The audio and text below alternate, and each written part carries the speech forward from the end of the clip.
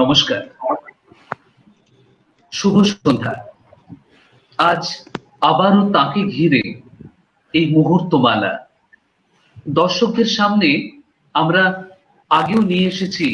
শিল্পী দেবব্রত বিশ্বাস নয়, শুধু শিল্পী দেবব্রত বিশ্বাস নয়, বরং মানুষ জর্জ তাকে নিয়ে অনুভূতির স্মরণিকা। আজ আবারও তাই আমাদের কলকাতা, মুম্বাই এবং ঢাকা জোট আপনাদের সামনে উপস্থিত। এই দ্বিতীয় পর্বের অনুষ্ঠানে আমাদের নিবেদন চেনা মুখ, অচেনা মানুষ। আমাদের আজকের স্মরণিকা সেই মানুষকে ঘিরে যিনি বলতেন, আমি সারা জীবন বিশ্ব পাগল হয়ে থাকতে চাই। অফুরন্ত গানের সম্ভার ছিল তার, অফুরন্ত গল্পেরও। সে তথ্য তো আমাদের জানা, কিন্তু দেবব্রত বিশ্বাসের মানবিক মুখটি আমরা কজন চিনেছি? মানুষ হিসেবে তিনি ছিলেন এক দুর্লভ মণিমুক্তর আকর। তাই আজকে আমাদের এই নিবেদন স্মরণে দেবব্রত বিশ্বাস, চেনা মুখ, অচেনা মানুষ। আসুন পরিচয় করিয়ে দিই আজকের সন্ধ্যার কুশীলবদের সাথে। আমাদের সাথে এই অনুষ্ঠানে ও ভাষ্যপাঠে এবং স্মৃতিচারণায় আছেন বাচিক শিল্পী শ্রী অরূপ মান্না, কলকাতা থেকে। উপস্থিত আছেন সুদূর মুম্বাই থেকে বাচিক শিল্পী শ্রীমতী মলি দত্ত। আমাদের এই অনুষ্ঠানটিকে সমৃদ্ধ করছেন আমাদের বাংলাদেশের অতিথি এবং কবি শিল্পী শ্রী বিধান চন্দ্র পাল। আমাদের সাথে উপস্থিত আছেন প্রথিতযশা কবি শ্রীমতী নমিতা চৌধুরী। কবি নমিতা চৌধুরী বহু সম্মানে ভূষিত একজন গুণী মানুষ। শান্তি, সংস্কৃতি ও নারী সমস্যা সম্পর্কিত বহু সংস্থার সাথে যুক্ত। তার প্রকাশিত কাব্যগ্রন্থ অজস্র। আমাদের সাথে উপস্থিত রয়েছেন স্বয়ং জর্জ বিশ্বাসের স্নেহধন্যা ও সুযোগ্যা ছাত্রী শ্রীমতী পদ্মিনী ঘোষ।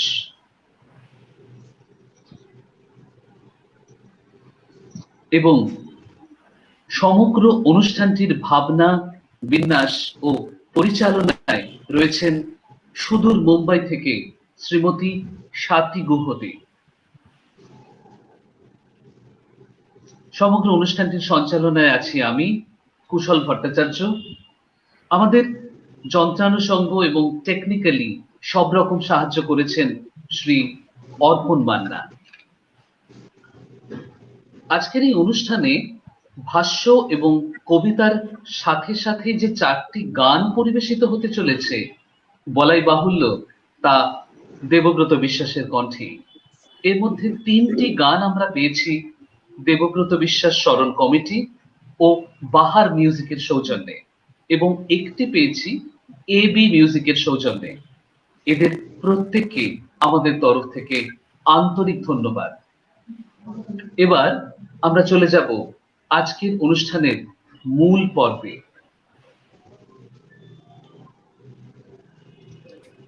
নমস্কার।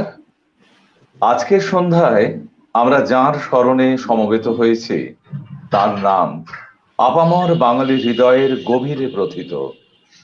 তাকে রবীন্দ্রসঙ্গীত জগতের সম্রাট বললেও বোধহয় বেশি বলা হয় না। তিনি দেবব্রত বিশ্বাস, যিনি আমাদের মননে ও স্মরণে বিশেষভাবে উপস্থিত, যিনি একাধারে গায়ক, চিত্রশিল্পী এবং শোনা যায় তিনি অল্প স্বল্প বাঁশিও বাজাতে পারতেন। যদিও রবীন্দ্রসঙ্গীতই ছিল তার প্রাণের আরাম, মনের আনন্দ, আত্মার শান্তি। তাঁকেই প্রণাম জানিয়ে আমরা শুরু করছি আজকের অনুষ্ঠান।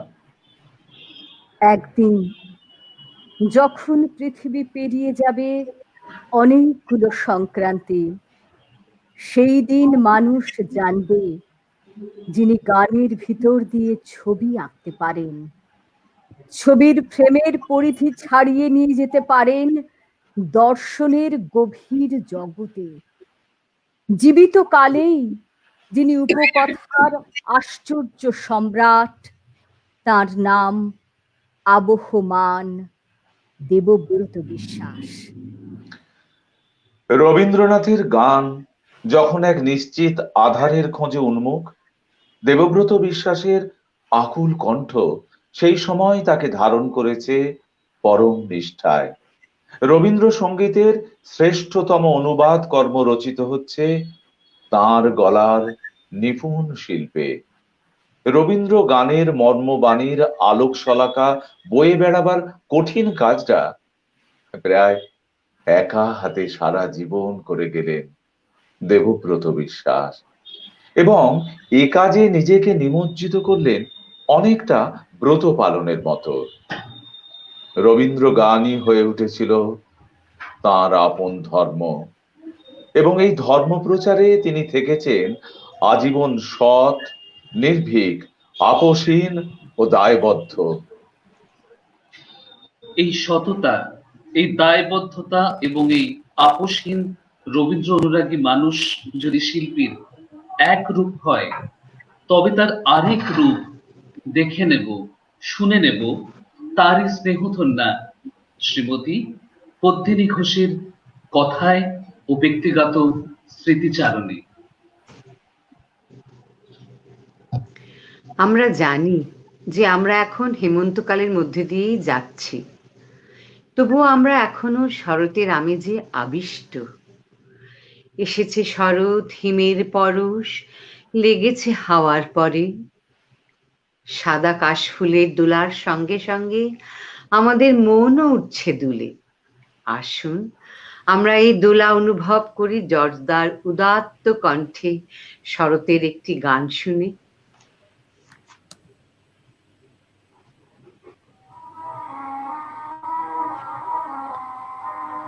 শরৎ আলোর কমল বনে বাহির হয়ে বিহার করে, শরৎ আলোর কমল বনে বাহির হয়ে বিহার করে, যে ছিল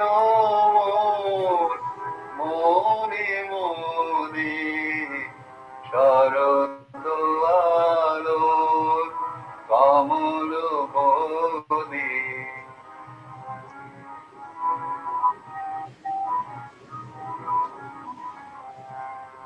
কারে সোনার কাকল বাজে আজি প্রভাত কিরণ মাঝে, কারে সোনার কাকল বাজে আজি প্রভাত কিরণ মাঝে। হায় কাবে আচল খানি ছড়ায় ছায়া অনেক পরে, শরৎ আলোর কমল বনে।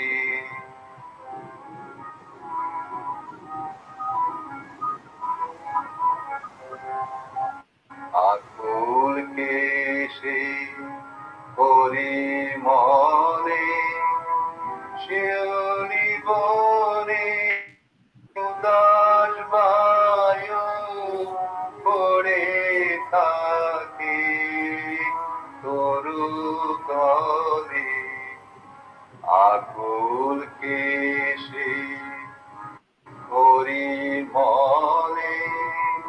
শিউলি বনে উদাস বায়ু পড়ে থাকে তরু তলে। হৃদয় মা হৃদয় দোলায় বাহিরে সে ভুবন ভোলায় হৃদয় মাঝে হৃদয় দোলায় বাহিরে সে ভুবন ভোলায় আজি সে তার চোখের চাওয়া ছড়িয়ে দিল নীল গগনে শরৎ আলোর কমল বনে বাহির হয়ে ইহার পথে শরৎ আলোর কমল বনে। এ কথা তো আমরা সকলেই জানি, বাংলাদেশেই তার জন্ম। স্বভাবতই মাতৃভূমির সাথে তার কিন্তু নারীর টান, একেবারে জন্মসূত্রে বাঁধা এক অচ্ছেদ্য বন্ধন। কিন্তু তার স্বদেশ তাকে কিভাবে স্মরণে রেখেছে সে কথা শুনে নেব আমাদের কবি ও শিল্পী বন্ধু শ্রী বিধানচন্দ্র পালের থেকে, যিনি ঢাকা থেকে সরাসরি যুক্ত রয়েছেন আমাদের সাথে। সবাইকে আবারও আন্তরিকভাবে শ্রদ্ধা জানাচ্ছি। দেবব্রত বিশ্বাস ও বাংলাদেশ সম্পর্কে বলতে হলে আমাদের ফিরে যেতে হবে পূর্ব বাংলার সময়কালে। আমরা জানি দেবব্রত বিশ্বাসের জন্ম পূর্ব বাংলার বর্তমান বাংলাদেশের বরিশালে তার মামা বাড়িতে, আর তার পৈতৃক বাড়ি ছিল বর্তমান কিশোরগঞ্জ জেলায়। ছোটবেলা থেকেই দেবব্রত বিশ্বাসের ওপর পরিবার ও প্রকৃতির প্রভাব ছিল অসামান্য। দেবব্রত বিশ্বাসের মাও খুব ভালো গান জানতেন, ফলে মায়ের কোলে বসে ও মায়ের সাথে গান গাওয়া ধীরে ধীরে দেবব্রত বিশ্বাসকে গানের ভুবনে প্রবেশ করতে ও ঘনিষ্ঠ হয়ে উঠতে উৎসাহিত করেছিল। ব্রাহ্ম পরিবারের সন্তান হবার কারণে ময়মনসিংহ এলাকার মাঘোৎসব এবং ভাদ্র উৎসবে প্রতি বছরই অংশ নেবার সুযোগ হতো তাঁর। সেখানে তিনি ব্রহ্মসঙ্গীত পরিবেশন করতেন, যে সকল সঙ্গীতের মধ্যে রবীন্দ্রসঙ্গীতও ছিল, কিন্তু তখনকার সময়ে ওগুলোকে আলাদাভাবে রবীন্দ্রসঙ্গীত বলা হতো না। ফলে রবীন্দ্রসঙ্গীতের প্রতি ভালো লাগা ও ভালোবাসাটা ছোটবেলা থেকে অনেকটা অজান্তেই তৈরি হয়ে যায়।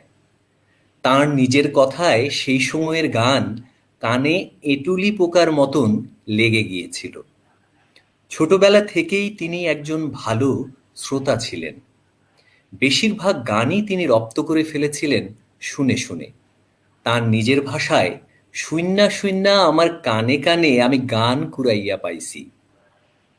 ছোটবেলা থেকেই বিভিন্ন ধর্মের ও বয়সের মানুষের সাথে মেলামেশা করার পরিবেশ উদার নৈতিক একটা মন মানসিকতা তৈরি করতে দেবব্রত বিশ্বাসকে সহযোগিতা করেছিল, এতে কোনো সন্দেহ নেই। 1927 সালে ম্যাট্রিক পরীক্ষা পাশ করে তিনি ময়মনসিংহে আনন্দমোহন কলেজে ভর্তি হন। সেখানে বছরখানেক পড়ার পর কলকাতায় গিয়ে তিনি ভর্তি হন সিটি কলেজে। 1938 সাল পর্যন্ত কলকাতা থেকে প্রায় প্রত্যেক বছরই দেবব্রত বিশ্বাস কিশোরগঞ্জে মা বাবাকে দেখার জন্য যাওয়া আসা করতেন। ফলে কিশোরগঞ্জ ও ময়মনসিংহ এলাকার চারপাশের প্রাকৃতিক পরিবেশ, নদ নদী, মাঝি মাল্লা, এমনকি ভিখারির গানও তার মন মানসিকতার ওপর বিরাট প্রভাব ফেলেছিল। তিনি অসম্ভব ভালোবাসতেন নিজের জন্মভূমিকে। ফলে ওই অঞ্চলের ভাষার টানও তিনি শেষ জীবন পর্যন্ত ছাড়তে পারেননি।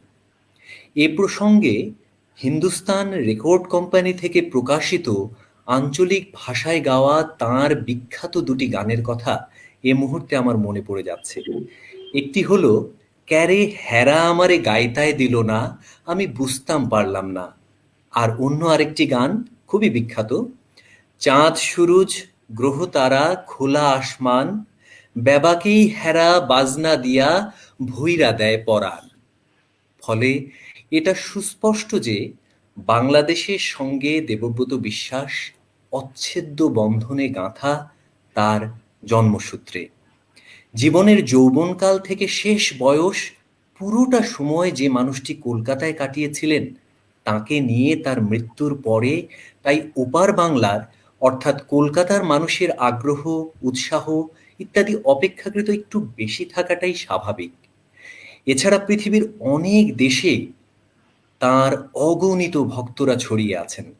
বাংলাদেশেও নিঃসন্দেহে আছেন, এ কথা বলাই বাহুল্য। তবে তাকে নিয়ে মৃত্যু পরবর্তী সময়ে অন্তত বিগত ৩৫ বছরে আনুষ্ঠানিক কোনো আয়োজনের কথা চিন্তাও করা হয়নি। কিন্তু একটু দেরিতে হলেও বাংলাদেশে তাকে স্মরণ করে প্রথমবারের মতো যে আয়োজনটি অনুষ্ঠিত হয়েছিল সেটি ২০১৬ সালে। দ্বিতীয় আরেকটি গুরুত্বপূর্ণ আয়োজন করা হয়েছিল ২০১৮ সালে। দুটি আয়োজনেই প্রত্যক্ষভাবে ভূমিকা পালন করার সুযোগ হয়েছিল আমার। এসব আয়োজনে বাংলাদেশের বিশিষ্ট জনদের কয়েকটি তাৎপর্যপূর্ণ মন্তব্য আমি সবার অবগতির জন্য আজ এই বিশেষ আয়োজনে তুলে ধরতে চাই। আমি বিশ্বাস করি এর মধ্য দিয়ে বাংলাদেশের সাথে তাঁর সম্পর্ক, তাঁর অবদান এবং বাংলাদেশের মানুষরা দেবব্রতকে কি চোখে দেখেন, কতটুকু অনুভব করেন, সেটা কিছুটা হলেও সবার সামনে স্পষ্ট হবে। প্রথমেই উল্লেখ করতে চাই আন্তর্জাতিক পরিসরে সুপরিচিত লেখক ও গবেষক অধ্যাপক গোলাম মুর্শিদের মন্তব্য। আমরা জানি তাঁর সাথে ব্যক্তিগত পর্যায়ের ঘনিষ্ঠ যোগাযোগ ছিল দেবব্রত বিশ্বাসের। শুধু তাই নয়, জন্মসূত্রেও তাঁরা একই স্থানে জন্মেছিলেন। দেবব্রত বিশ্বাস সম্পর্কে গোলাম মুর্শিদ অনেক লেখা লিখেছেন। বাংলা আয়োজনে উপস্থিত থেকে তিনি মন্তব্য করেছিলেন, এই ১.৫ শতাব্দীর বাংলা গানের ইতিহাসে দেবব্রত বিশ্বাস একজন অবিস্মরণীয় শিল্পী, একজন পারফর্মার। বাংলাদেশে জাদুঘরের স্বপ্নদ্রষ্টা হিসেবে আন্তর্জাতিক অঙ্গনে সুপরিচিত আরেক ব্যক্তিত্ব ডক্টর এনামুল হক। তিনি বলেছিলেন, আমি দেবব্রত বিশ্বাসের কথা মনে করি শ্রদ্ধা ভরে। আমাদের কাছে মৃত্যুহীন অস্তিত্ব তাঁর। বাংলাদেশের মানবাধিকার নিয়ে জাতীয় আন্তর্জাতিক পর্যায়ে ভূমিকা পালনকারী ব্যক্তিত্ব সুলতানা কামাল সংক্ষিপ্ত মন্তব্যে উল্লেখ করেছিলেন, বহুদিন পরে সেই ২০ বছর বয়সের সময়গুলিতে ফিরে গেলাম। দেবব্রত বিশ্বাস আমার প্রিয় গায়কদের একজন। জাতীয় আন্তর্জাতিকভাবে সুপরিচিত অনুবাদক ও শিক্ষক ডক্টর ফখরুল আলম আকাশ ভরা গানটির কথা উল্লেখ করে বলেছিলেন, যে বিস্ময়ে দেবব্রত বিশ্বাস আকাশ ভরা বলতে পেরেছিলেন তা বোধহয় কেউ কোনো দিন বলতে পারবেন না। এই একটা শব্দই যেন আমাকে বারবার টেনে নিয়ে যায় দেবব্রতর কাছে। ঢাকার বাইরে থেকে আসা বেশ কয়েকজন শিল্পীরা মন্তব্য করেছিলেন, আমরা দেবব্রতর গান শুনেই বড় হয়েছি। ঢাকায় ও ঢাকার বাইরের শিল্পীদের জন্য এখনো বড় একটা সাহসের জায়গা দেবব্রত বিশ্বাস। দেবব্রত বিশ্বাস শারীরিকভাবে আমাদের মাঝে নেই, কিন্তু তার গান ও সুর এখনো আমাদের মনে গেঁথে আছে। তাই শিল্পী দেবব্রত বিশ্বাসের ক্ষেত্রে প্রয়াত শব্দটি চলে না। তিনি আছেন বাংলাদেশের অসংখ্য মানুষেরও মনে, থাকবেন অগণ্য হৃদয়ে চিরজাগরুক হয়ে। সবশেষে আমি এ পর্যায়ে আমার স্বরচিত একটি কবিতা, দেবব্রত বিশ্বাসকে স্মরণে রচিত শ্রদ্ধা, সে কবিতাটি পাঠ করে শোনাচ্ছি। লোকে বলে তোমার উদাত্ত কণ্ঠে প্রাণ পায় রবীন্দ্রসঙ্গীত। লোকে লোকে লোকান্তরে পাখা মেলে ছোটে, ইথারে ছড়ায় সেই সুর। থাক লোকসুখে অথবা অতৃপ্ত, যে যেমন খুশি, আমি চাই তোমারে একান্তে। কারণ আমার অস্তিত্বের রন্ধ্রে রন্ধ্রে শ্রবণের মর্মমূলে প্রথিত তোমার সুর আজও সুমধুর, রমণীয় আমার প্রভাত সেই সুরে, রমণীয় দুপুর বিকাল সন্ধ্যা রাত সকল সময়, চেতনার গভীরে তুমি নিরন্তর থাকো। আমাদের একথা বারে বারে মনে হয় যে শিল্পী দেবব্রত বিশ্বাসকে বুঝতে গেলে আগে বোধহয় মানুষ দেবব্রত বিশ্বাসকে অনুধাবন করে নেওয়ার প্রয়োজন। মানুষ হিসেবে কেমন ছিলেন শিল্পী দেবব্রত বিশ্বাস? এ প্রসঙ্গে একটি ঘটনার কথা উল্লেখ না করে থাকা যায় না। 1946 সাল, কলকাতায় তখন ভয়াবহ দাঙ্গা। সেই বিক্ষুব্ধ সময় বাড়িতে জায়গা দিয়েছিলেন শ্রী শম্ভু মিত্র, শ্রীমতী তৃপ্তি মিত্র ও তার অফিসের সহকর্মী বীরেন বেকে, যারা কিনা মুসলমান অধ্যুষিত এলাকায় থাকতেন। একই সময় রবীন্দ্র ও গণসঙ্গীত শিল্পী কলিম শরাফিকে সেই বিক্ষুব্ধ সময় জর্জ বিশ্বাস লুকিয়ে রাখছেন নিজের ঘরের খাটের তলায়, অসীম সাহসে নিজের জীবনের ঝুঁকি নিয়ে। যখন কিছু দাঙ্গাকারী হানা দিচ্ছে তার ঘরে, গানের রেওয়াজ বন্ধ করে রুখে দাঁড়াচ্ছেন দেবব্রত।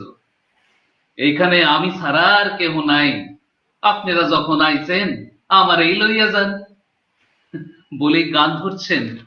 আধার রাতে একলা পাগল যায় কেঁদে। এই ছিলেন মানুষ দেবব্রত বিশ্বাস।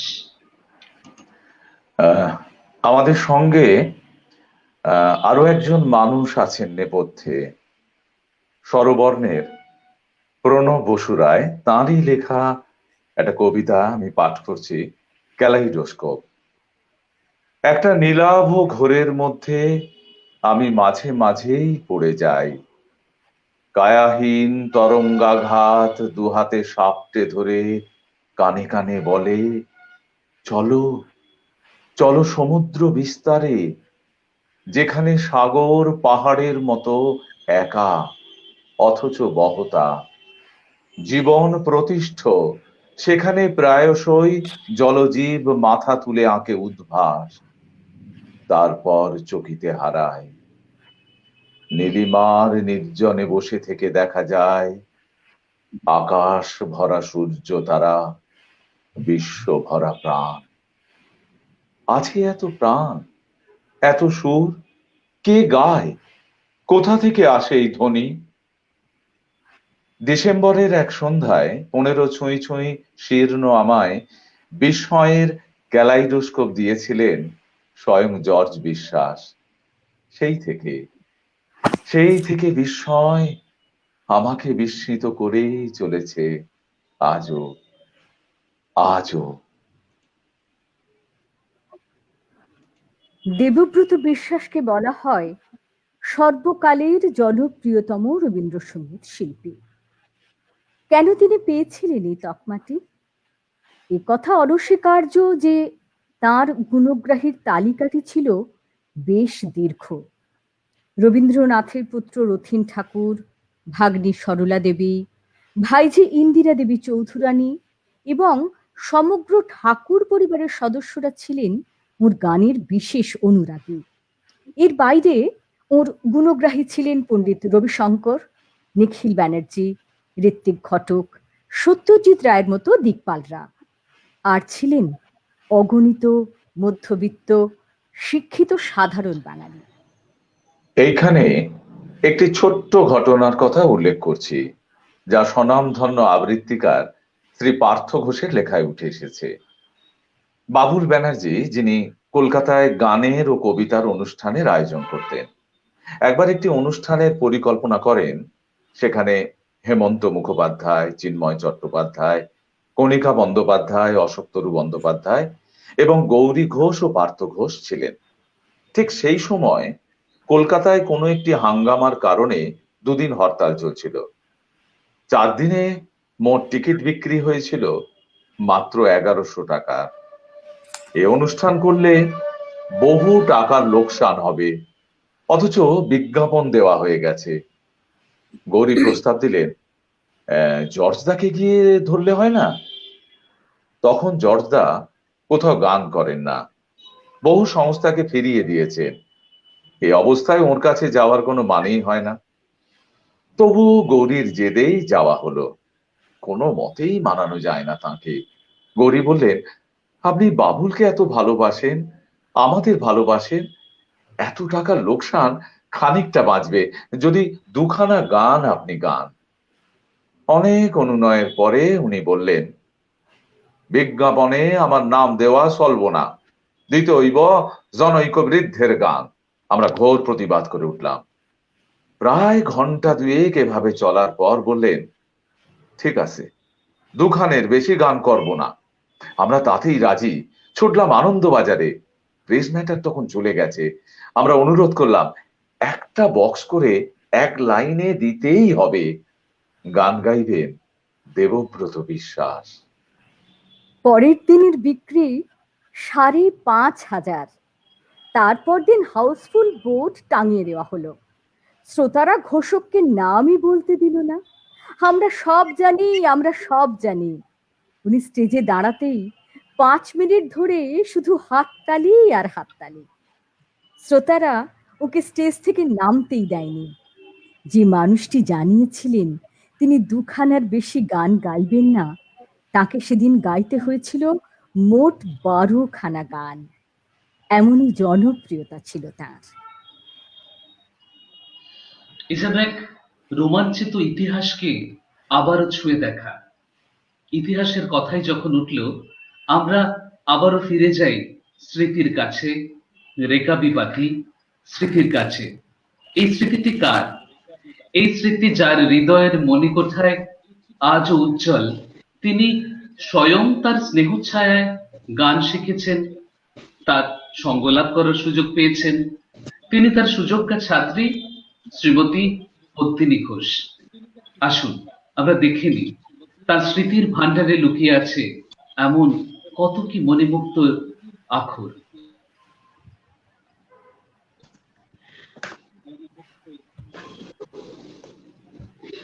আমি যে কেবল জর্দার কাছে গান শিখেছি তাই নয়, ওর লিখিত জর্দার কাছে গানই শিখেছি তাই নয়, ওর লিখিত স্ক্রিপ্টের ওপর পরিবেশিত বহু অনুষ্ঠানে অংশগ্রহণ করেছি।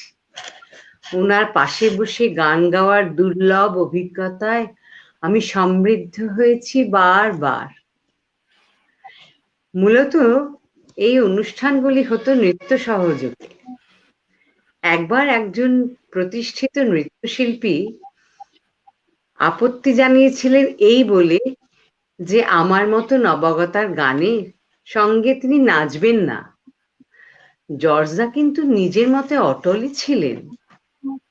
অবশ্য শেষে ওই নৃত্যশিল্পী অংশগ্রহণ করেছিলেন এবং আমার গানের সাথেই নেচেছিলেন, এবং এও স্বীকার করেছিলেন জর্জদার দূরদর্শিতা সত্যিই প্রশংসনীয়।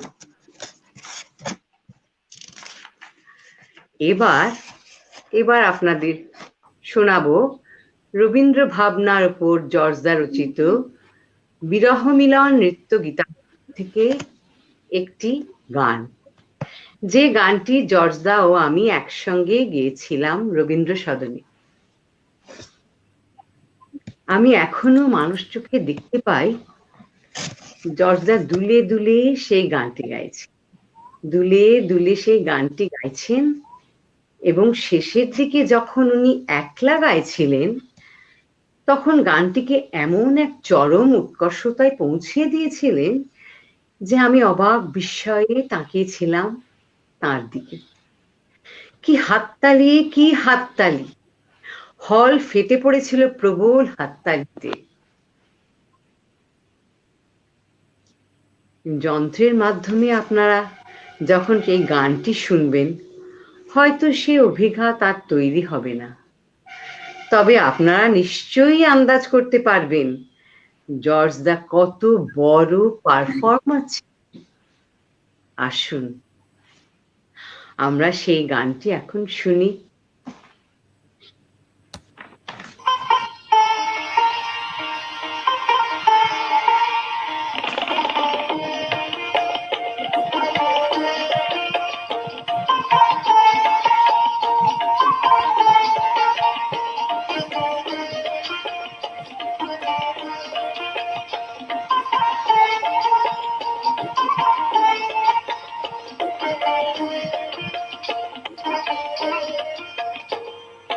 পাগলা হাওয়ার বাদল দিনে পাগল আমার মন জেগে ওঠে পাগলা হাওয়ার বাদল দিনে পাগল আমার মন জেগে ওঠে চেনা সোনার কোন বাইরে যেখানে পাগলাই নাই চেনা সোনার কোন বাইরে যেখানে পাগলাই নাই সেখানে লতা চলে যায় ছুটে পাগলা হাওয়া পাগল দিনে পাগল আমার মন জেগে ওঠে পাগলা হাওয়া পাগল দিনে পাগল আমার মন জেগে ওঠে ঘরের মুখে আর ফিরে কোনো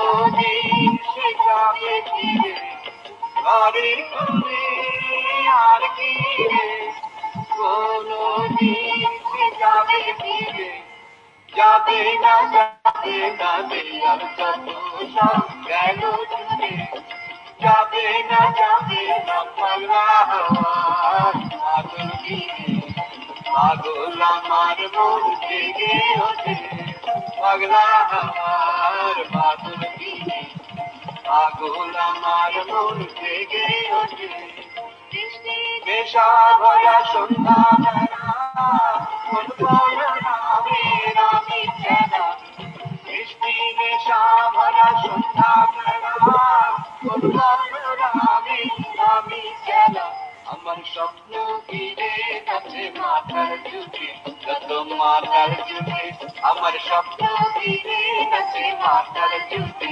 যত মাথার চুকে জানা চাই বাতাই আজি চাই গো জানা পাই বাতাই কোথা পাই গো জানা চাই বাতাই আজি চাই গো জানা পাই বাতাই কোথা পাই গো পাবো না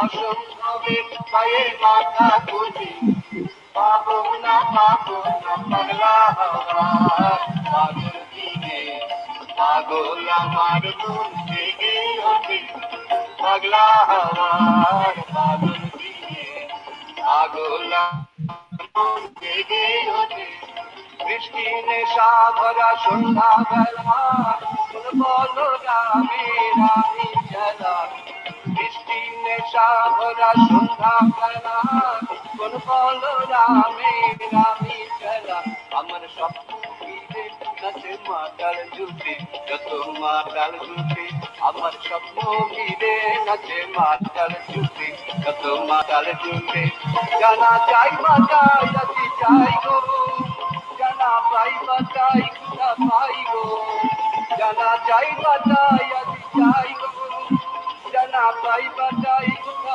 পাই গো পাবো না মরি অসম্ভবের পায়ে মাথা ঘুটে পাবো না পাগলা হাওয়া পাগল দিনে পাগল আমার মন জেগে ওঠে পাগলা হাওয়ার পাগল দিনে পাগল আমার মন জেগে ওঠে পাগলা হাওয়া পাগলা হাওয়া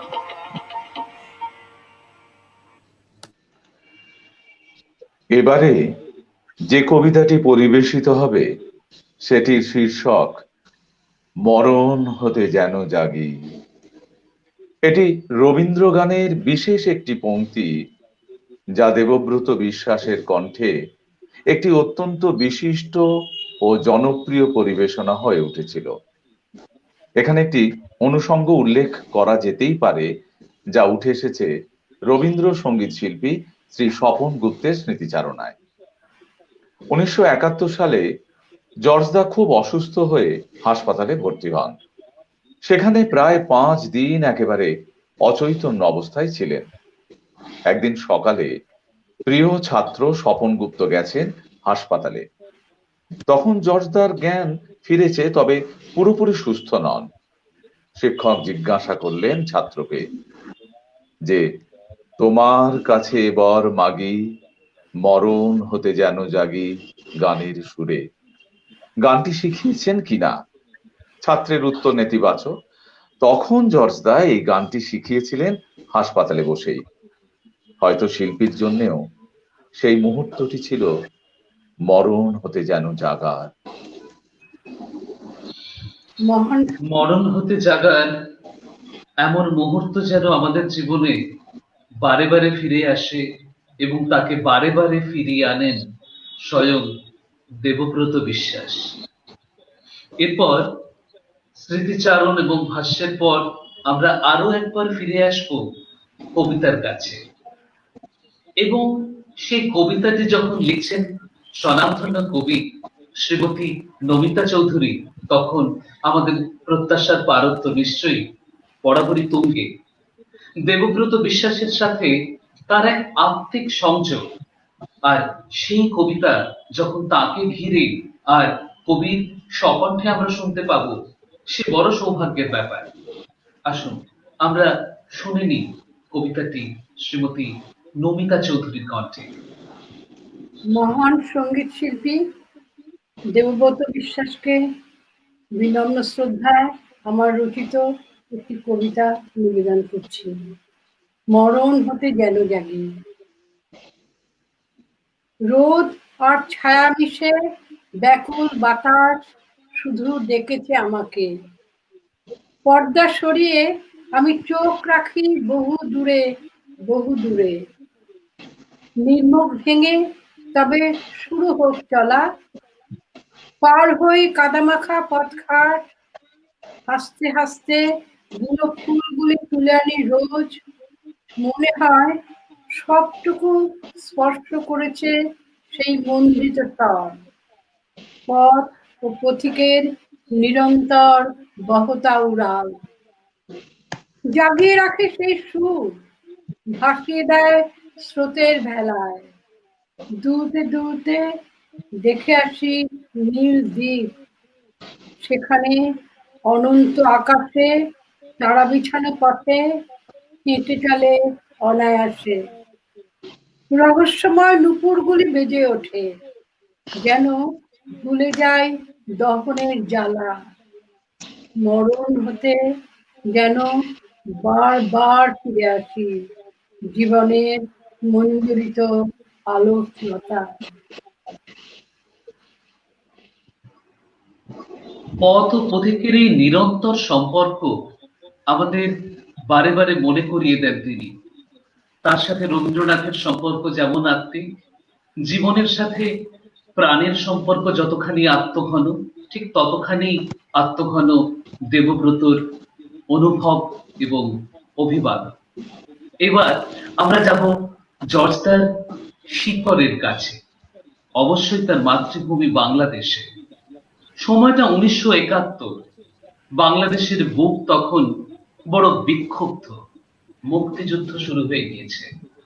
সেই সময়ও কিন্তু স্বভূমির পাশে বারে বারে দাঁড়িয়েছেন তিনি। শুনে নেব সে কথা বাংলাদেশের অতিথির কাছ থেকে। আবারও সবাইকে আন্তরিকভাবে শ্রদ্ধা জানাচ্ছি। বাংলাদেশের মুক্তিযুদ্ধ এবং দেবব্রত বিশ্বাস এ সম্পর্কে বলতে গেলে শুরুতে প্রাসঙ্গিকভাবে মুক্তিযুদ্ধ সম্পর্কে কিছু কথা না বললেই নয়। কারণ মুক্তিযুদ্ধের মাধ্যমেই বাংলাদেশের জন্ম, আর বাংলাদেশের সবচেয়ে বড় অর্জন স্বাধীনতা। 1971 সালে পাকিস্তানি সেনাবাহিনীর বিরুদ্ধে স্বাধীনতা আন্দোলনে ঝাঁপিয়ে পড়েছিল বাংলার আপামর জনতা। মুক্তিযুদ্ধের বিজয় বিশ্ব মানচিত্রে স্বাধীন সার্বভৌম দেশ হিসেবে বাংলাদেশের উপস্থিতি নিশ্চিত করেছিল। 1971 সালের 26শে মার্চ মুক্তিযুদ্ধ শুরু হয় এবং ওই বছর 16 ডিসেম্বর বাংলাদেশ স্বাধীনতা লাভ করে। আমরা জানি এই মুক্তিযুদ্ধে পৃথিবীর বিভিন্ন গুরুত্বপূর্ণ দেশ, বিশ্বের বিভিন্ন প্রান্ত থেকে বহু ব্যক্তিত্ব বিভিন্নভাবে সহযোগিতা করেছিলেন, অংশ নিয়েছিলেন। এমনই অনেক ব্যক্তিত্বদের মধ্যে শিল্পী দেবব্রত বিশ্বাস অন্যতম একজন। বাংলাদেশের স্বাধীনতা সংগ্রামে দেবব্রত বিশ্বাস গান গেয়ে মানুষকে উদ্দীপ্ত করেছিলেন, শরণার্থীদের নানাভাবে সহায়তা করেছিলেন। এমনকি মুক্তিযুদ্ধ বিষয়ক তাঁর দুটি গানের রয়্যালটির পুরো অর্থ তিনি স্বাধীন বাংলাদেশের জন্মদাতা শেখ মুজিবুর রহমানের হাতে তুলে দিয়েছিলেন। পৈতৃক সম্পত্তিও দান করেছিলেন মহৎ কাজের জন্য। এক কথায় দেবব্রত বিশ্বাস একজন অমর শিল্পী। তিনি আমাদের ঐতিহ্য, সাহিত্য ও সংস্কৃতির গুরুত্বপূর্ণ ও অবিচ্ছেদ্য অংশ। মুক্তিযুদ্ধ পরবর্তী সময়ে দেবব্রত বিশ্বাস বেশ কয়েকবার বাংলাদেশে এসেছিলেন এবং গানও করেছিলেন। একবার মুক্তিযুদ্ধকালীন ও মুক্তিযুদ্ধ পরবর্তী সময়ে দেবব্রত বিশ্বাস অর্থাৎ জর্জদা, যাকে আমরা সবাই জর্জদা নামেই বেশি চিনি, তাকে নিয়ে নানা আয়োজনের অভিজ্ঞতা তুলে ধরেছিলেন লেখক ও মুক্তিযুদ্ধ জাদুঘরের প্রতিষ্ঠাতা ট্রাস্টি, আন্তর্জাতিক পরিসরে যিনি এই পরিচয়ে সুপরিচিত ব্যক্তিত্ব মুফিদুল হক। তিনি একটি আলোচনার শেষে মন্তব্যটি করেছিলেন এভাবে, তিনি বলেছিলেন, আমরা ছিটে ফোঁটা দেবব্রত বিশ্বাসের সান্নিধ্য পেয়েছি, আমাদের জীবন ধন্য হয়েছে। সবশেষে তাই বলতে চাই, দেবব্রত বিশ্বাস থাকবেন বাংলাদেশ, বাঙালি, আমাদের সবার সঙ্গেই। সবাইকে শিল্পী দেবব্রত বিশ্বাসের সুর করা বিখ্যাত সেই গানটি শোনাতে চাই এবারে, যে গানটির সাথে বাংলাদেশের মুক্তিযুদ্ধের ঘনিষ্ঠ সংশ্লেষ রয়েছে। চলুন শুনি তবে।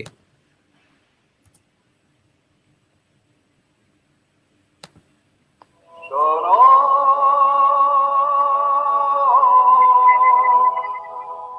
শোনো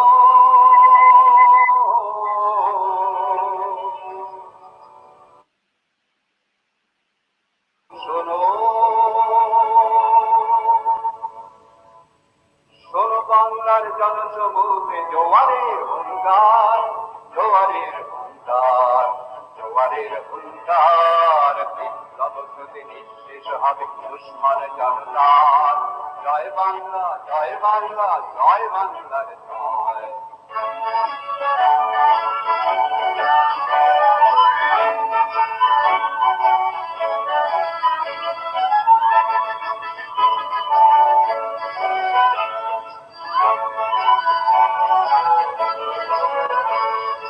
মুজিবের ডাকে এক হয়ে গেছে হিন্দু মুসলমান, অমানিসা গেছে উঠেছে সূর্য আধারে অবসান। মুজিবের ডাকে এক হয়ে গেছে হিন্দু মুসলমান, অমানিসা গেছে উঠেছে সূর্য আধারে অবসান। বাংলাদেশের জনতার জয়, এবারে শুনি জয়। জয় বাংলা, জয় বাংলা, জয় বাংলার জয়।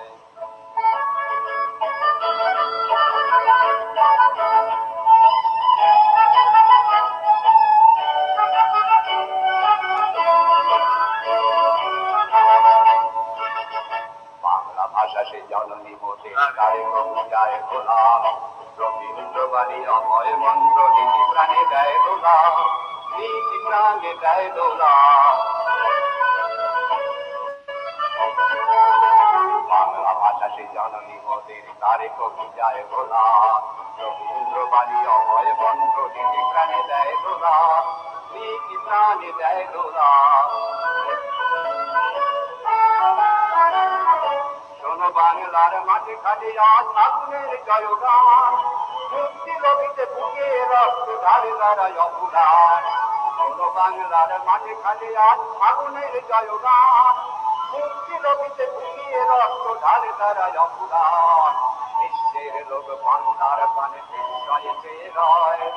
জয় বাংলা, জয় বাংলা, জয় বাংলার জয়। জয় বাংলা, জয় বাংলা, জয় বাংলার জয়। জয় বাংলা, জয় বাংলা, জয় বাংলার জয়।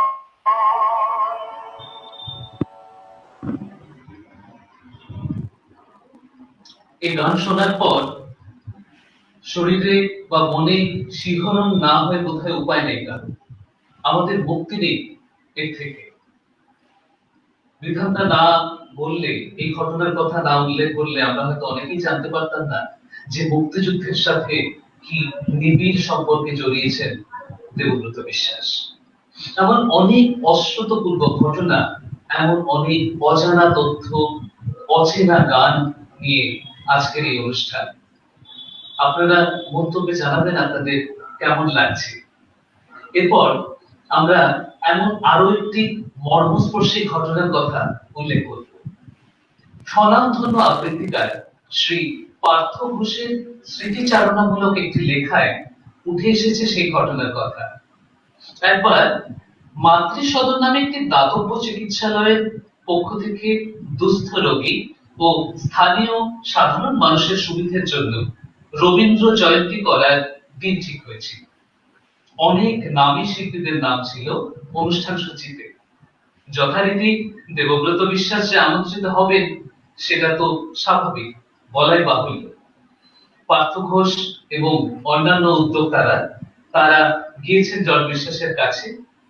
তাকে অনুরোধ করার পর শুনেই বললেন, আমি যাব না, আমি গান জানি না, আমি গান শিখি নাই। ভাব, স্বয়ং জর্জ বিশ্বাস বলছেন তিনি গান জানেন না। বোঝা গেল ভিতরে সেই সুপ্ত অভিমানটা এখনো যায়নি, সেটি আবার উঠে উঠেছে। কিছুতেই তাকে রাজি করানো গেল না। অনুষ্ঠানের দিন পার্থ ঘোষ যখন অনুষ্ঠান সঞ্চালনায় ব্যস্ত, তখন একজন এসে হঠাৎই খবর দিলেন একজন বৃদ্ধ ভদ্রলোক পার্থ ঘোষকে ডাকছে। তিনি ভিতরে আসতে পারবেন না, বেশিক্ষণ অপেক্ষাও করতে পারবেন না, কারণ বেশ অসুস্থ তিনি।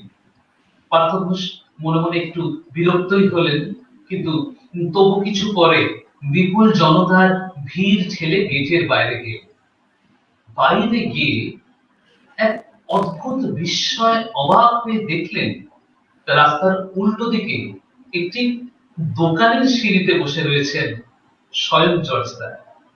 ওকে দেখে বললেন, আমারে আমারে এখানে দুইখানা গান গাইতে দিবা? আমার খুব তাড়া আছে, শরীর তো ভালো না, ওদিকে আমার ট্যাক্সির মিটার উঠতেছে, আমায় একটু তাড়াতাড়ি সাইডা দাও। ভাবো, তখন মঞ্চে গাইছেন চিন্ময় চট্টোপাধ্যায়, কিন্তু জর্জ বিশ্বাস স্টেজের কাছে পৌঁছতে জনতার বিপুল উল্লাসে চিন্ময় বাবু গান থামিয়ে জর্জ তাকে সসম্মানে মঞ্চে নিয়ে গেলেন। জর্জ তার তাড়া আছে বলে ওকেই গান গাইতে দিয়ে চিন্ময় বাবু বসলেন হারমোনিয়ামে। এবার আমি পাঠ করে নেব পার্থ ঘোষের লেখা থেকে তারই জবানবন্দিতে শেষ কথাগুলি। জর্জদা প্রথম গান ধরলেন আকাশ ভরা সূর্য তারা। আমার কাছে সেটা ছিল একটা ঐতিহাসিক মুহূর্ত। সমস্ত প্রাঙ্গণ নিস্তব্ধ হয়ে গেল। জর্জদা এসে একের পর এক গান গেয়ে চললেন প্রায় 25 মিনিট ধরে। তারপর হঠাৎ এক সময় গান থামিয়ে বললেন, আমার এক্ষুনি যাইতে হইব, আমার ট্যাক্সির মিটার উঠতেছে। ধর্মল করে উঠে মঞ্চ থেকে উঠে এলেন। সেদিন ট্যাক্সি ভাড়া তো নিলেনই না, ওই ট্যাক্সি নিয়ে তিনি ফিরে গেলেন। বললেন, দুস্থ রোগীদের গান শোনাইতে আইছি, ট্যাক্সি ভাড়া নিয়ে আমি কেমন কইরা? এই হলেন জর্জদা। এমন উদার প্রকৃতির, এমন বৃহৎ মনের রবীন্দ্র বাউল এমনি করেই বোধ হয় যুগাবসানে গান শুনিয়ে গেলেন। মনে মনে প্রণাম জানালাম এই খ্যাপা বাউলকে।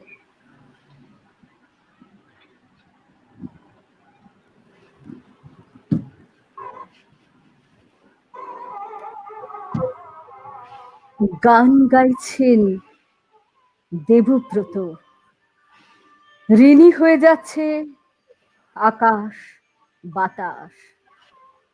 এই আকাশের নিচে এত ক্ষুদ্র আমি কত বড় হয়ে গেছি।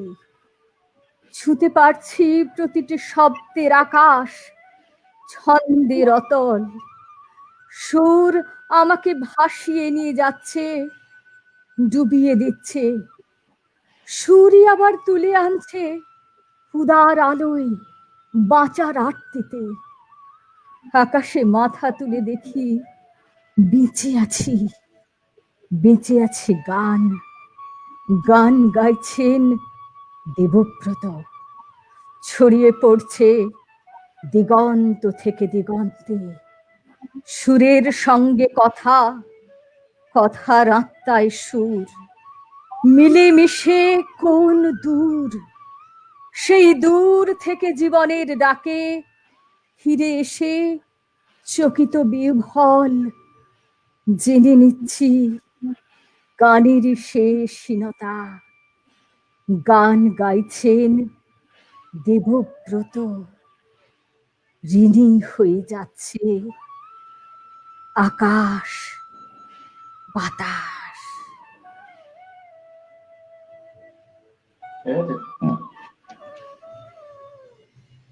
ক্রমশ অচেনা মানুষটা চেনা রূপে ধরা দিচ্ছে আমাদের সবার কাছে। এক বিস্ময়ের মধ্যে দিয়ে আমরা সকলেই বোধহয় চলেছি। আরো আছে, আরো শুনতে ইচ্ছে করছে। এবার আমরা যাব পদ্মিনীদির কাছে, দেখব তার ঝোলায় কি মণিমুক্ত লুকিয়ে আছে আরো। পদ্মিনীদি।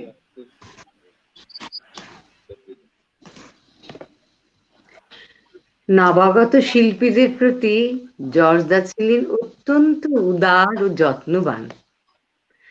কারোর মধ্যে একটু সম্ভাবনা দেখলে উনি স্বতঃপ্রবৃত্ত হয়ে তাকে সম্পূর্ণ বিকশিত করার জন্য তাঁর সাহায্যের হাত বাড়িয়ে দিতেন। সেই শিল্পীর পরিবেশনাকে আরো উন্নত করে যাতে তাকে জনসমক্ষে আনা যায়, সেই চেষ্টাই ছিল তার নিরন্তর। সেই শিল্পী তার নিজের ছাত্রছাত্রী হন বা নাই হন, তাতে তার কিছুই এসে যায় না। তার এই উদার চারিত্রিক বৈশিষ্ট্য উঠে এসেছে রবীন্দ্রসঙ্গীত শিল্পী ডাক্তার শ্রীকুমার চট্টোপাধ্যায়ের স্মৃতিচারণায় একটি অবাক করে দেওয়া তথ্যের মাধ্যমে। ডাক্তার শ্রীকুমার চট্টোপাধ্যায় জর্জদার কাছে পরিচিত ছিলেন ডাক্তার হিসেবে, কিন্তু উনি যে গায়কও ছিলেন সেই তথ্যটি ওর কাছে অজানা। 1966 সালে নবীন গায়ক ডাক্তার চট্টোপাধ্যায় যখন দ্বিতীয়বার রেকর্ডিং করছেন, তখন জর্জদা সেখানে উপস্থিত, এবং উনি উপস্থিত ছিলেন ওই গানটি পরিমার্জনার জন্যই। উৎসাহ ভরে তিনি নিজে গিয়ে শ্রীকুমার বাবুকে দেখিয়ে দিয়েছিলেন গানের কোন কোন জায়গা আরো উন্নত করা যায়। কিন্তু হঠাৎ দেখা গেল অর্গান বাদক অনুপস্থিত। সবার তো মাথায় হাত, কি হবে এখন, কি হবে এখন, কি মুশকিল, এখন কি করা যায়। কিন্তু মুশকিল আসান তো সেখানে উপস্থিত। স্বতঃপ্রবৃত্ত হয়ে জর্জদা বললেন, আমি অর্গান বাজাবো। সবার মধ্যে তো একটা হইচই পড়ে গেল, একটা নতুন ইতিহাস সৃষ্টি হতে চলেছে। জর্জদা অর্গান বাদকের আসনে বসে আছেন। কিন্তু দুঃখের বিষয়, ফটোগ্রাফারের অভাবে সেই বিরল সুন্দর ঐতিহাসিক মুহূর্তটিকে ধরে রাখা গেল না। আমরাও বঞ্চিত হলাম সেই মুহূর্তটা দেখার জন্যে। উনি নিজে জানেনই না উনি কোন স্তরের মানুষ ছিলেন। কোনো দ্বিধা নেই, কোনো দ্বন্দ্ব নেই উনার মনে। কত উচ্চ স্তরের গায়ক কিনা বসলেন মিউজিশিয়ানের আসনে। কত উদারতা থাকলে এই ঘটনা ঘটানো যায়। এই হলেন আমাদের নিরহংকারী শৈল্পিক মানুষ জর্জদা।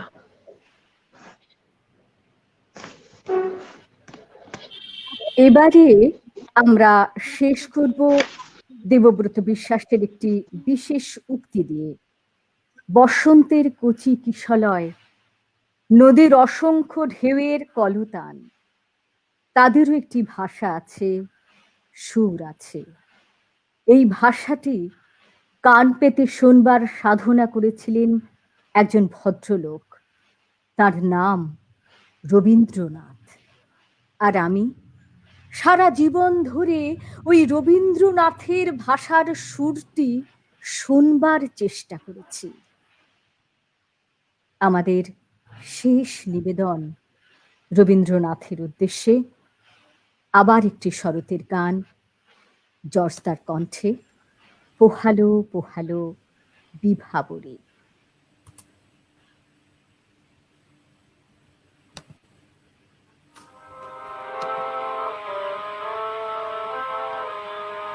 পোহালো পোহালো বিভাবরী,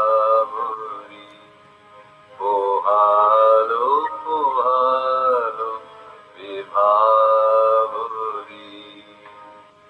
পূর্ব তরণে শুনি বাঁশরি, পোহালো পোহালো বিভাবরী, পোহালো পোহালো বিভাবরী। নাচে তরঙ্গ তরিয়তি চঞ্চল, কম্পিত সুখ কীর্তনয়ঞ্চল। নাচে তরঙ্গ তরিয়তি চঞ্চল, কম্পিত সুখ কীর্তনয়ঞ্চল। পল্লবে পল্লবে পাগল জাগলো, আলস আলস আসরি, পোহালো পোহালো বিভাবরী, পোহালো পোহালো বিভাবরী। উদয় অচল তল সাজিল নন্দন, গগনে গগনে বনে জাগিল বন্দন। কনক কিরণ ঘন শোভন সন্দন, নাইছে শারদ সুন্দরী। উদয় অচল তল সাজিল নন্দন, গগনে গগনে বনে জাগিল বন্দন। কনক কিরণ ঘন শোভন সন্দন, নামিছে শারদ সুন্দরী। দশ দিক অঙ্গনে দিগঙ্গনাগল, অনিল শূন্য ভরি শঙ্খ সুমঙ্গল। চল রে চল চল তরুণ যাত্রী দল, তুমি নব মালতী মঞ্জরি। পোহালো পোহালো বিভাবরী, পোহালো পোহালো বিভাবরী,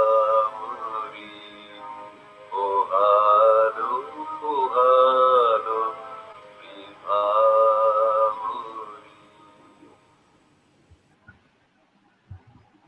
পোহালো পোহালো বিভাবরী। বিভাবরী পড়িয়ে তবে বোধহয় নতুন প্রভাতের উদয় হয়, নতুন সূর্যের আগমন হয়। কিন্তু দেবব্রত বিশ্বাসকে জানা, মানুষ দেবব্রত বিশ্বাসকে চেনা, এ আমাদের এক জীবনে পূর্ণ নয়। তাই এই যাত্রা আমাদের অব্যাহত থাকবে, কিন্তু আমাদের অনুষ্ঠানটুকু শেষ করতে হবে আজকের মতো।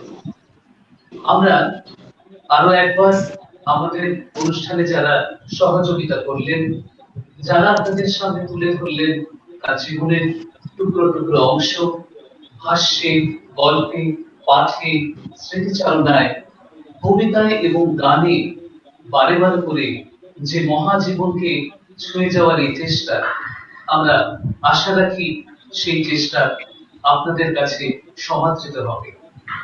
এই অনুষ্ঠানটি লাইভ চলাকালীন আমরা যে সমস্ত মেসেজ পেয়েছি অত্যন্ত আশাব্যঞ্জক, উৎসাহব্যঞ্জক। সেই জন্য আমাদের সকলের পক্ষ থেকে দর্শকদের জন্য, যারা এই অনুষ্ঠানে আমাদের সাথে সমানভাবে উপস্থিত থাকলেন, প্রত্যেককে আমাদের আন্তরিক ধন্যবাদ। এরপরে আমি একটিবার দেখে নেব এই অনুষ্ঠানের যিনি আহ্বায়িকা, এই অনুষ্ঠানের ভাবনা, বিন্যাস এবং আবহকে যিনি শব্দে সাজিয়েছেন, গ্রন্থিত করে একটি মালার মতো তুলে ধরেছেন, তাকে শ্রীমতী স্বাতী গুহদেব যদি কিছু কথা বলেন এই অনুষ্ঠানের সম্পর্কে, তার ভাবনার সম্পর্কে, এবং তারপরে আমরা আমাদের প্রত্যেক শিল্পী বন্ধুদের অনুরোধ করব তারা যদি দুটি কথা বলেন, তারপরে আমরা সকলের কাছ থেকে আজকের মতো বিদায় নেব নতুন দিনের আকাঙ্ক্ষায়। নমস্কার। আমি এই কাজটি আপনাদের ভালো লেগেছে কিনা আমি জানি না, তবে এই কাজটি করে আমি অত্যন্ত তৃপ্ত, সমৃদ্ধ এবং ধন্য। তবে একটা ব্যাপার স্বীকার করতেই হবে যে এই কাজটি করা সম্ভবই হতো না যদি কুশীলব যাদের আপনারা এখন দেখলেন তাদের অকুণ্ঠ সহযোগিতা ছাড়া কিছুই সম্ভব হতো না। আমি যখন যাকে যেভাবে চেয়েছি রিহার্সালে, প্রত্যেকে আমার সঙ্গে সহযোগিতা করেছেন। তার জন্যে আমি সবার কাছে কৃতজ্ঞ এবং আমি বিশ্বাস করি যদি কিছু কৃতিত্ব আমরা অর্জন করতে পারি বা পেরেছি, সেটা সবার, আমার একার নয়। তাই আমরা আবার ফেরত আসবো 1.5 মাস বাদে, আবার আনবো দেবব্রতকে অন্য এক রঙে আপনাদের কাছে। ধন্যবাদ।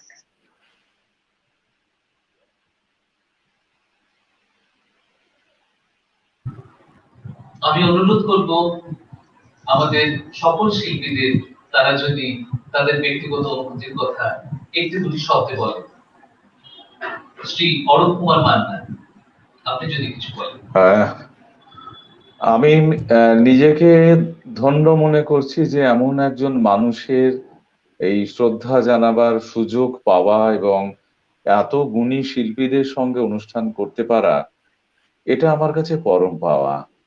আমি আশা করব যে আগামী দিনেও যাতে এইভাবে শ্রদ্ধা জানাতে পারি এমন একজন মানুষকে, এবং আরো অনেক মানুষের কাছে তার এই মানবিক দিকটা বা তার যে অন্তরালে যে তার দুঃখ কষ্ট আছে সেগুলোকে যেন আমরা তুলে ধরতে পারি একজন পরিপূর্ণ মানুষ হিসেবে। একেবারে শুধু শিল্পী হিসেবে নয়, শুধু সুগায়ক হিসেবে নয়, আমাদের অজানা দেবব্রতকে আমরা যেন বারবার নতুন করে ফিরে পাই। শুধু মুম্বাই থেকে তার অসাধারণ কবিতা এবং পাঠে যিনি আমাদের মুগ্ধ করলেন, আমরা তার কাছে একটিবার যাব। শ্রীমতী মলি দত্ত। ধন্যবাদ কুশল। স্বাতীদিকে অকুণ্ঠ ধন্যবাদ জানাই এমন এক বিশাল উদ্যোগে আমাকে যুক্ত করার জন্য, এবং ধন্যবাদ জানাই আমার সহশিল্পীদের যাদের জন্য আজকের এই অনুষ্ঠান সাফল্য লাভ করেছে, সফল হতে পেরেছে। দেবব্রত বিশ্বাসের মতো এক গুণী মানুষ যার মানবিক মুখ আমরা আজ সবাই জেনেছি, তার সুরের এবং আলোকিত হৃদয়ের তল খুঁজবার চেষ্টা করে যাচ্ছি ক্রমাগত ডুবুরির মতো। এভাবেই আরো অনেক মণিমুক্তর সন্ধান আমরা পাবো এবং আপনাদের মানে দর্শকদের সঙ্গে আশা করি ভাগ করে নিতে পারবো এমন অভিজ্ঞতা আগামী দিনে। আমার এইটুকুই বক্তব্য ছিল। ধন্যবাদ। বলেদি একেবারে ঠিক কথা বলেছেন যে আমরা বোধহয় ডুবুরির মতন তাকে খুঁজে চলেছি, তাকে অনুসন্ধান করে চলেছি আমাদের বিভিন্ন অ্যাভেলেবল সোর্সেস থেকে, বিভিন্ন উৎস থেকে। আমাদের সাথে যিনি রয়েছেন বাংলাদেশ থেকে আমাদের অতিথি শিল্পী বিধানদা, আমরা শুনে নেব তার অনুভবটুকু। অনেক ধন্যবাদ। অনেক পরিচয়ে পরিচিত শিল্পী দেবব্রত বিশ্বাস সবার জর্জদা, সবার উপরে ছিল একজন মানুষ। সেই মানুষের প্রকৃত রূপ উন্মোচনের ক্ষুদ্র এই প্রয়াস নিঃসন্দেহে অনেককে উৎসাহিত ও অনুপ্রাণিত করবে। আর এই ব্যতিক্রমী আয়োজনে, করোনা কালের এই ধরনের একটি অনন্য আয়োজনে নিজেকে যুক্ত করতে পেরে এবং থাকতে পেরে খুবই গর্বিত মনে হচ্ছে এবং সৌভাগ্যবান মনে হচ্ছে।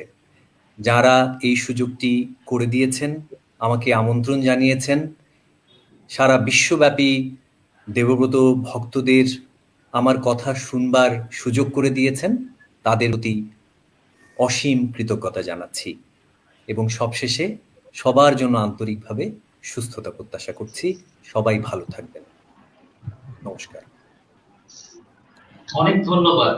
খুব জরুরি একটি কথা যেটা আমাদের শিল্পী বন্ধু বিধানদা বললেন, যে আমরা এমন এক সময়ের মধ্যে দিয়ে চলেছি, এমন এক অতিমারী অদ্ভুত সময়ের মধ্যে দিয়ে চলেছি যখন আমাদের মঞ্চে কোনো অনুষ্ঠান করা সম্ভব নয়। এখানে এই অনলাইন প্ল্যাটফর্মে হয়তো সেই মঞ্চ মায়া আমরা যাকে বলি, সেই মঞ্চের যে জাদু যেটাকে আমরা বলি, সেটা অনেকাংশে অনুপস্থিত। আমাদের যন্ত্রানুষঙ্গের সেই রকম কোনো সহযোগিতা নেই, কিন্তু তারপরেও আমরা যে মহা জীবনকে নিয়ে কাজ করছি, সেই জীবনটি এতখানি বর্ণময় যে তাকে আমরা যত স্বল্প আয়াসেই দেখানোর চেষ্টা করি না কেন, সেই চেষ্টা বোধহয় শেষ পর্যন্ত জিতে যায়। আমরা এবার একটিবার অনুরোধ করব তার সুযোগ্য ছাত্রী শ্রীমতী পদ্মিনী ঘোষ, যিনি তার স্মৃতিচারণায় আমাদের সমৃদ্ধ করলেন, তাকে কিছু কথা বলতে। ধন্যবাদ কুশল। আমি ছোট্ট দুটো কথা বলবো। এই অনুষ্ঠানে অংশগ্রহণ করতে পেরে আমি আপ্লুত। আমি তো ফিরে গেলাম আমার সেই গানের বাবার কাছে, আবার তার সঙ্গে দেখা হলো। আমি ধন্য হলাম। ধন্যবাদ। তিনি বললেন, আমি ফিরে গেলাম আমার সেই গানের বাবার কাছে। শব্দ দুটি যেন একদম প্রাণে গিয়ে স্পর্শ করত। অসাধারণ। আমরা আমাদের সাথে আরো যে গুণী মানুষটিকে পেয়েছি, কবি শ্রীমতী নমিতা চৌধুরী, তিনি আমাদের অনুষ্ঠানে প্রথমবার এলেন। আমাদের আগের অনুষ্ঠানে তিনি ছিলেন না। তার অনুভবটুকু কেমন, কি মনে হলো? আপনার সহযোগিতায় আমরা তো সমৃদ্ধ। আপনার কি মনে হলো, আপনি যদি বলেন। সবাইকে আমার অকুণ্ঠ ধন্যবাদ। চেনা মুখ, অচেনা মানুষ এই অনুষ্ঠানে আমন্ত্রণ পেয়ে এবং মহান শিল্পী, অনুভবী শিল্পী দেবব্রত বিশ্বাসকে স্মরণ করতে পেরে আমি অত্যন্ত আনন্দিত এবং গর্বিত। এই অনুষ্ঠানে আমন্ত্রণ জানানোর জন্য শ্রীমতী স্বাতী গুহ দেকে আমার আন্তরিক শ্রদ্ধা, প্রীতি এবং কৃতজ্ঞতা জানাই। আর আমার সঙ্গে যারা আজকে ছিলেন তাদের প্রত্যেককে আমি আমার ভালোবাসা, শ্রদ্ধা, প্রীতি জানাই। কুশল ভট্টাচার্য, মলি দত্ত, অপূর্ব কুমার মান্না, বিধানচন্দ্র পাল, পদ্মিনী ঘোষ, সকলকে আমার আন্তরিক ভালোবাসা জানাই। আমি সত্যিই খুব আপ্লুত হয়ে পড়েছি। আমার এমন সুন্দর অভিজ্ঞতা, এমন পাওয়া আমাকে সত্যি বিচলিত করে দিয়েছে। নমস্কার। অনেক ধন্যবাদ। তাহলে এবার আমাদের বিদায় নেওয়ার পালা। দর্শকদের আবারও বলবো, আমরা খুব শীঘ্রই শ্রীমতী স্বাতী গুহদের বিন্যাসে এবং পরিচালনায় নিশ্চয়ই চেষ্টা করব আবারও এরকম নতুনতর আঙ্গিকের কোন অনুষ্ঠানকে আপনাদের সামনে তুলে ধরার জন্য। সেটা হোক অনলাইন অথবা অফলাইন, জানি নিশ্চয়ই আপনারা আমাদের সাথে আছেন, শিল্পের সাথে আছেন, সাহিত্যের সাথে আছেন। নমস্কার। অর্পণ অর্পণকে ডাকা দরকার। আচ্ছা, আমি একটিবার দেখে নেবো আমাদের যিনি পর্দার নেপথ্যেই রইলেন। আমি অর্পণের নাম সবার শুরুতে বলেছিলাম, একদম সাথে ঠিকঠাক মনে করে দিয়েছেন। আমাদের এই যে জনসংখ্য যা যা আপনারা স্ক্রিনে দেখতে পাচ্ছেন, এই সবটুকু পর্দার নেপথ্য থেকে যিনি করলেন তিনি হচ্ছেন অর্পণ কুমার মাল্লা। অর্পণকে আমাদের তরফ থেকে আন্তরিক ধন্যবাদ। অর্পণের অ্যাসিস্ট্যান্স ছাড়া, সহায়তা ছাড়া বোধহয় এটা কিন্তু একেবারেই সম্ভব ছিল না। অসংখ্য ধন্যবাদ। এই একটা গুরুত্বপূর্ণ অনুষ্ঠানের সাক্ষী হতে পেরে এবং অংশ হতে পেরে নিজেকে ধন্য মনে করছি। সবাইকে ধন্যবাদ। সবাই ভালো থাকবেন, সুস্থ থাকবেন। অনেক ধন্যবাদ অর্পণ। শুভরাত্রি, বিদায় জানাচ্ছি। শুভরাত্রি।